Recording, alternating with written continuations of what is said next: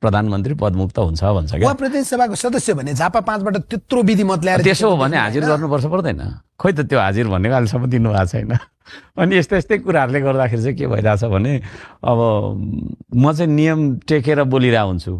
अब कति मान्छेले चाहिँ अब त्यो के बोलेको होला भन्नुहुन्छ, तर नियममा चाहिँ त्यो छ क्या, त्यो नियमलाई फलो गर्ने होला नि। हामी विरोधका लागि विरोध यति धेरै गरिरहनु भएको छ, यति धेरै विरोध त्यो सबै कुरा सबै कुरा म अब सर्टमा लान्छु।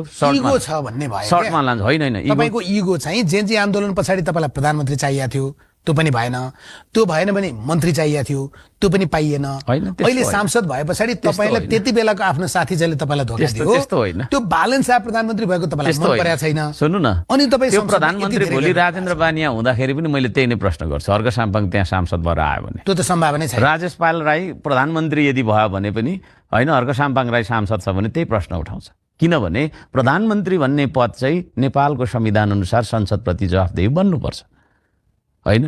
प्रधानमन्त्री चाहिँ तपाईँको संसदभन्दा ठुलो हो त होइन नि त, जनताभन्दा ठुलो त होइन। त्यसले गर्दाखेरि प्रधानमन्त्री भन्ने पदलाई संसदप्रति जवाफदेही बनाउने अभ्यास र त्यो आन्दोलन मात्रै हो मेरो।